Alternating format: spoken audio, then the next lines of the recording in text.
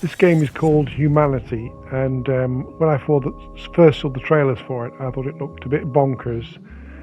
And one of those games that somebody had this really wacky idea, and it's a very sort of out there game, but actually it wouldn't be that much fun to play. It would just be like lots of silliness, but there's a real grit to the puzzles, and you do have to think about them, and you can think, you have a puzzle sussed, and then you'll realise that there's another wrinkle to it, and there is one in this game. I mean, basically, you look at the block, you can push the blocks with your people. So it's basically a matter of pushing the blocks into the holes so that you have a complete walkway, so your people can walk down the middle to the end, and then split to the two golden statues and get those golden statues into the finishing squares. But you do need a block at the top there, which means you've got to first put a block into the middle and then push another block to the end, and that proved trickier than I thought it was going to.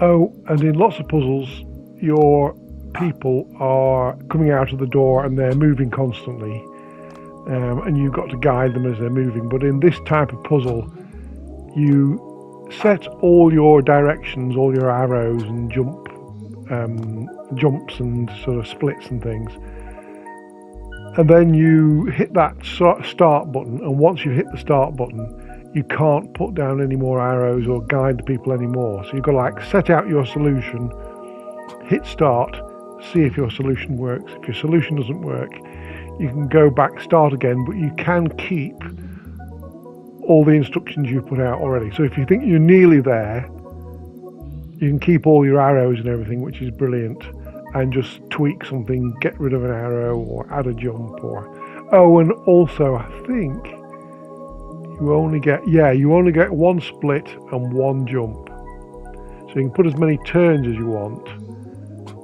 but there's only one split available and one jump, which that can be tricky as well. So I'm just trying this out. I think this is just a little test.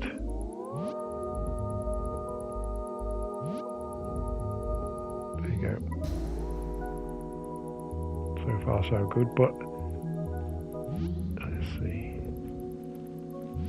Oh yeah, and you can put directions on top of blocks. So once they've dropped a block in, then they follow the direction that was on top of the block.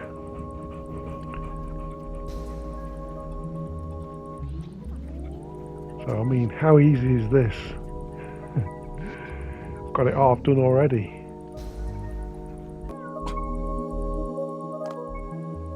So, after a lot of pondering, I'm very, very confident that I've got the solution here.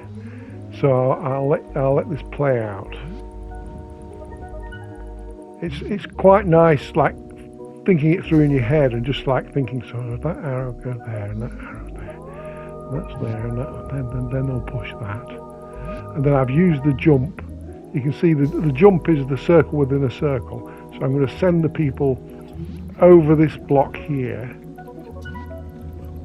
and then they'll push it to the end, down the middle, having dropped this block that's just going to drop in. So now they'll go the other side of the block and push it to the end.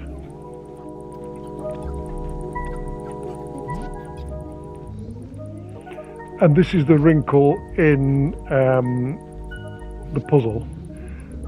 You can't push the block through this crowd without the crowd pushing it back again. So there's people pushing it from that side, jumping over, pushing it back. And so we're at what you would call an end pass. So I sort of went back to the drawing board and thought it through again. I knew there was a solution somewhere.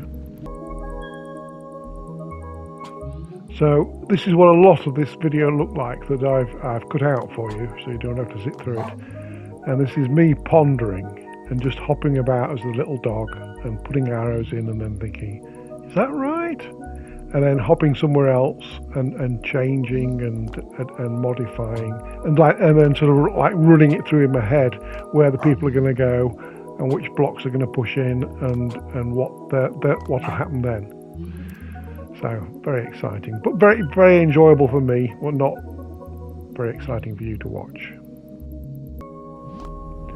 Okay, so I got rid of all my previous arrows and thought I'm obviously going around the wrong way. You know, I need to sort of go a different way around. So I was like sending the people all the way down across the middle, back round, and then I've got a block in the middle. So theoretically now, the people push this block where my little dog sat, and through these people, and I'll be at the end.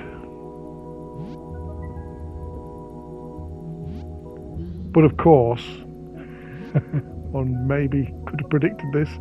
The people coming across push the block out of the way and over the edge. So I think I know the solution though. I think I'm very, very close to having it right now. So have I used my jump at the moment? I don't think I've used my jump at the moment. So I think the jump is the key. Oh. If the dog jumps off the structure, he dies but pops back into life. So here, if I put my jump here, I think this is the missing element. So let's give it a go.